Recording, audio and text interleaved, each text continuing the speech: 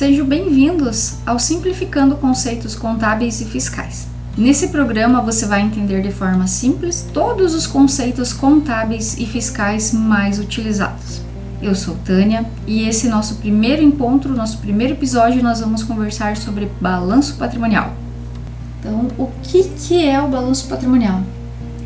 Ele é o controle e o estudo do patrimônio, que é o principal objetivo da contabilidade, saber a saúde do patrimônio da empresa. Então, nós temos aí alguns conceitos contábeis. Primeiro, o que é o balanço patrimonial? É o principal relatório contábil. Através do balanço patrimonial, nós podemos saber a saúde financeira e econômica da empresa, se ela está bem ou se ela está mal. Então, é tudo que pertence à empresa, direta ou indiretamente, que faz parte dela. Resumidamente, o conceito mais que é usado é que é o conjunto de todos os bens, de todos os direitos e de todas as obrigações. O que são bens, o que são direitos, o que são obrigações? Então, todos os bens, o que é um bem?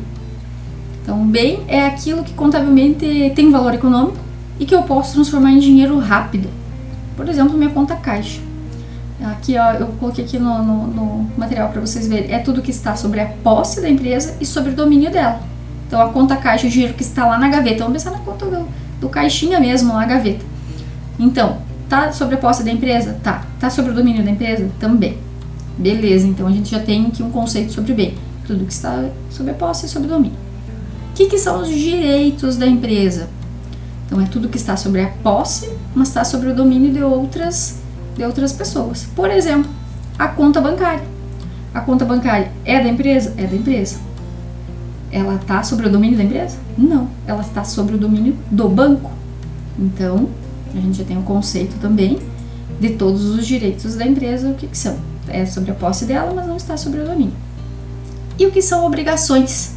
Obrigações é aquilo que não é da empresa, mas está sobre o domínio da empresa. Por exemplo, a gente pode falar o 13º dos funcionários.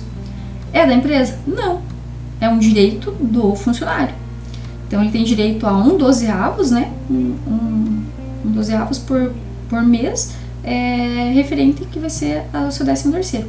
Mas a empresa, ela faz o controle, guarda esse dinheiro, vamos dizer assim, do funcionário todo mês, recolhe lá numa conta de provisionamento, 13º, e ela só vai pagar para o funcionário no final do mês, após os 12 meses, lá em dezembro, novembro, a primeira parcela, dezembro, ou se escolher somente uma data, né? Mas, resumindo, então, ela é da empresa? Não, ela não é a posse da empresa, seria funcionário, mas está sob o domínio da empresa. Então, a gente já sabe que o balanço patrimonial, ele constitui a soma dos bens, dos direitos e obrigações. A gente já sabe que os bens, então, é tudo aquilo que está sobre a posse e sobre o domínio da empresa, que os direitos estão sobre a posse, mas não estão no domínio, estão no domínio de outras empresas, por exemplo, as contas bancárias, e as obrigações, que pode ser o pagamento do 13º, o pagamento dos fornecedores lá, dos funcionários, né, que não é da empresa, mas está sob o domínio dela, ok? Então, vamos ver ali o próximo material que a gente tem, que é a estrutura. A estrutura, então, do balanço patrimonial, que ele divide-se em ativo. Então, dentro das contas do ativo, nós temos todos os bens e direitos, e dentro do passivo, nós temos todas as obrigações com terceiros. Então, essas obrigações com terceiros são todas as obrigações com fornecedores, com funcionários, obrigações fiscais, impostos que eu tenho a pagar, né? Então, elas também são obrigações com terceiros. E também a gente tem aqui o patrimônio líquido, que é a diferença entre o ativo e o passivo. A diferença sempre vai ser o patrimônio líquido, né? Então, aqui tem o capital social da empresa, o valor que os acionistas depositaram na empresa. Mais pra frente a gente vai ver que dentro do patrimônio líquido também, além do capital social, temos também as contas de lucros ou prejuízos acumulados. Então, aqui a gente tem um modelinho bem simples, o mais simples possível aqui, só para vocês saberem como que ele é montado. Lógico que em empresas de grande porte, os balanços patrimoniais são gigantescos, né? E aqui a gente tem um exemplo simples, então. Ativo são todas as aplicações. Então aqui a gente tem um modelo bem simples, né? Ativo são todas as aplicações, passivo todas as origens. Aqui dentro das contas do ativo a gente tem conta caixa, clientes a receber, conta de estoque, máquinas, equipamentos, veículos, imóveis.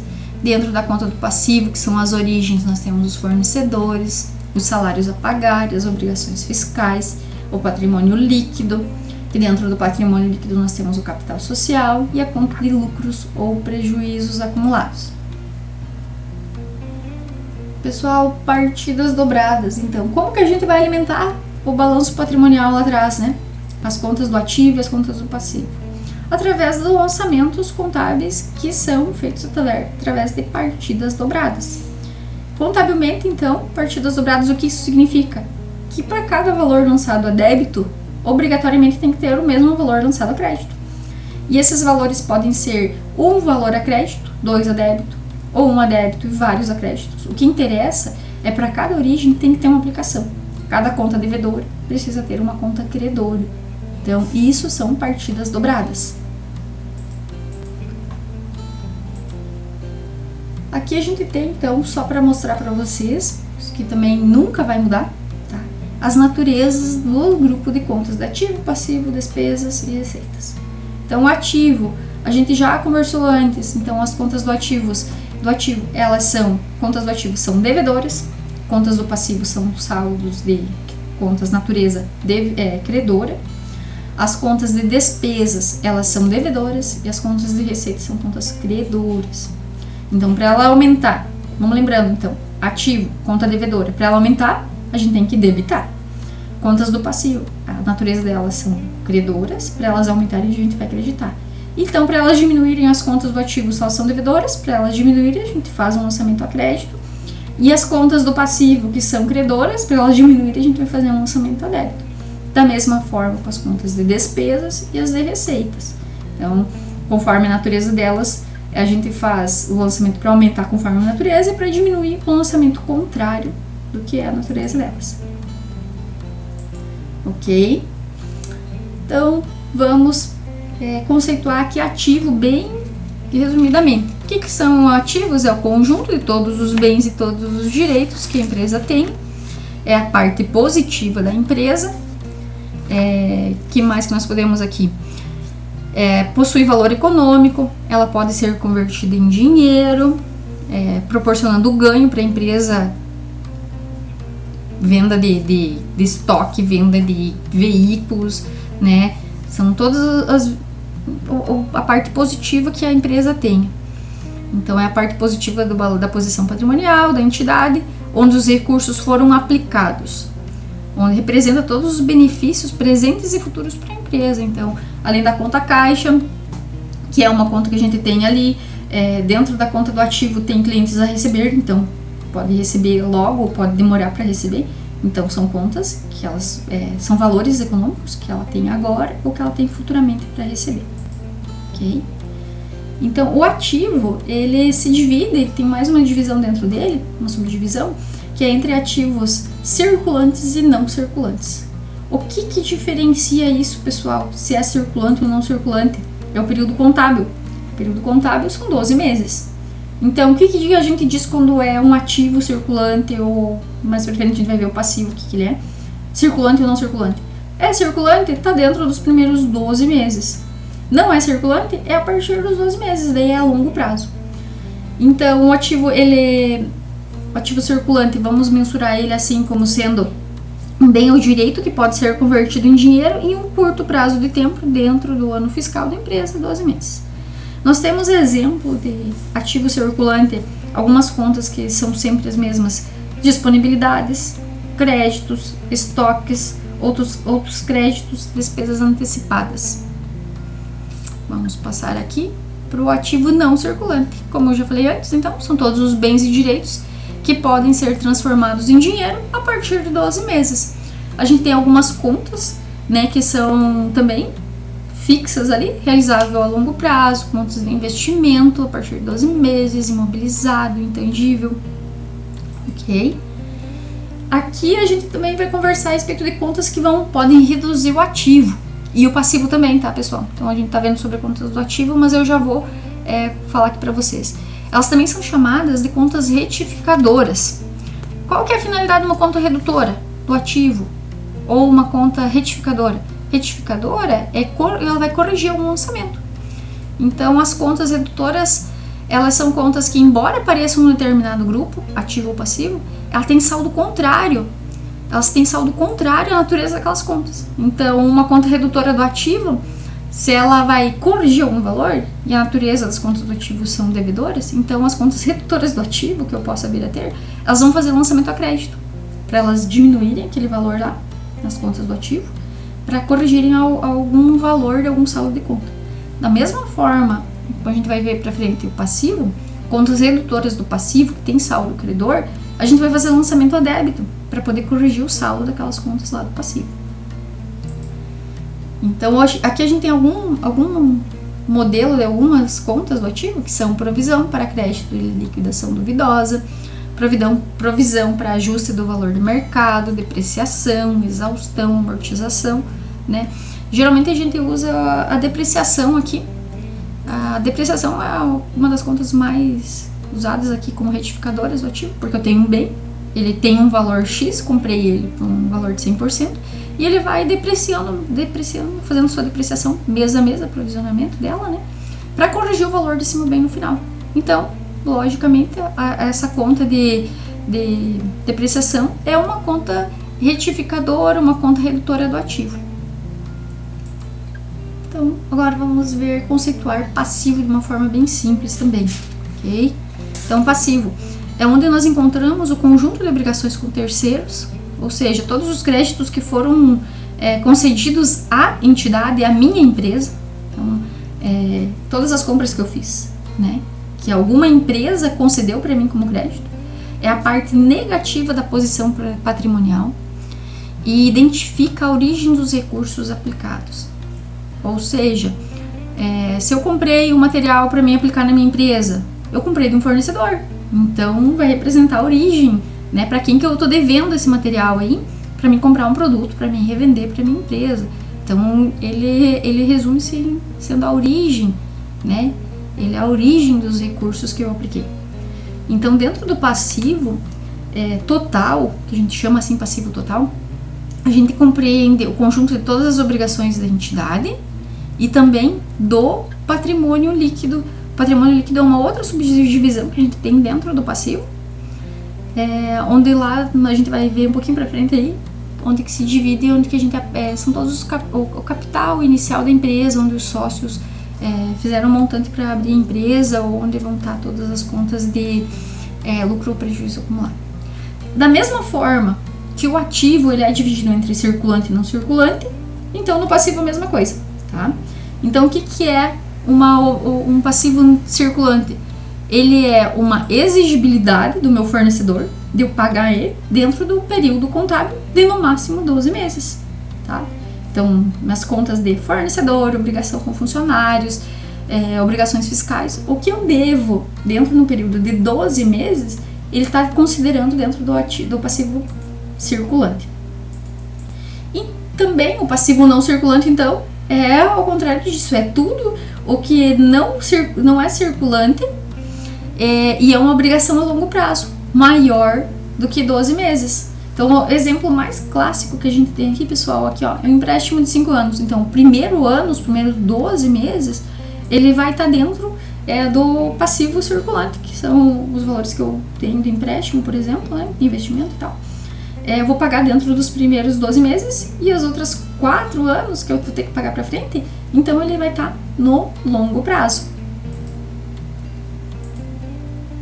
E finalizando aqui, que vamos conceituar o que é o patrimônio líquido. Então, na prática, o patrimônio líquido ele corresponde à riqueza da empresa, é aquilo que realmente pertence aos seus acionistas. Em termos técnicos, então, ele é um indicador contábil que representa a diferença entre o ativo e o passivo. Por exemplo, se eu tenho ali no meu balanço patrimonial, eu tenho 100 mil reais no meu ativo e eu tenho 50 mil reais para pagar com os meus fornecedores, qual que é a diferença de 100 para 50?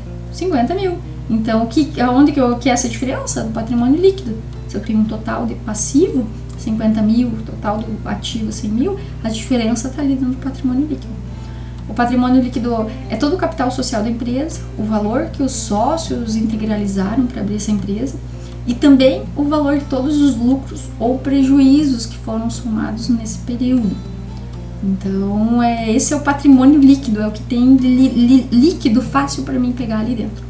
Então, ele está dentro do passivo também. Então, vamos só resumir tudo aí. Balanço patrimonial, então, são todos os bens, todos os direitos e todas as obrigações que a empresa tem. Ele é dividido entre contas de ativo e passivo. Dentro do ativo estão todas as contas que são bens e direitos, e dentro do passivo estão todas as obrigações e o patrimônio líquido também. Depois, dividindo então as contas do ativo e passivo, a gente precisa saber que é a natureza de cada uma delas. As contas do ativo são de natureza devedora, as contas do passivo são de natureza credora. Logo, para aumentar então uma conta do ativo, que são os bens e direitos, se a natureza dela é devedora, para ela aumentar então eu tenho que debitar essa conta para aumentar o saldo dela. E as contas do passivo que tem saldo credor, então para elas aumentarem eu preciso creditar essas contas. Esses lançamentos que são feitos para alimentar o balanço patrimonial, eles são feitos a partir de lançamentos de partidas dobradas, que para cada débito eu preciso fazer um lançamento de crédito. Pode ser vários lançamentos de débito para um só de crédito ou vice-versa, mas o que interessa é que o valor tem que ser o mesmo. Sempre que eu debitar uma conta, eu tenho que creditar outra no mesmo valor. E eles são divididos, o ativo, tanto ativo quanto passivo, entre circulante e não circulante. Circulante é o que são todos os bens que podem se tornar em dinheiro dentro do prazo máximo, o período contábil 12 meses, e então os bens que eu posso exigir. E o passivo de curto prazo, então tudo que eu preciso pagar dentro de 12 meses, né? Tudo que é exigível pelos meus fornecedores no prazo de 12 meses. E o não circulante, então o ativo não circulante é tudo que eu tenho para receber a partir de 12 meses. E o passivo não circulante é tudo que eu preciso pagar também, que é exigido pelo meu fornecedor com um prazo maior do que 12 meses. E a diferença entre o ativo e o passivo é o patrimônio líquido, que é todos os bens que os acionistas depositaram dentro da empresa, o capital social, para abrir essa empresa, e dentro dele também tem as contas de lucros ou prejuízos acumulados. Então, assim a gente define o que é o balanço patrimonial. Então, é o principal relatório, onde mostra a saúde financeira da empresa. Através do balanço patrimonial eu consigo gerar os demais relatórios contábeis que possam existir, livro razão, livro diário, outros relatórios que nós vamos falar depois, mas ele é o primeiro relatório. Ele mede a saúde da empresa e ele é o conjunto de todos os bens, direitos e obrigações. Beleza, pessoal? Fechou? Valeu, até a próxima!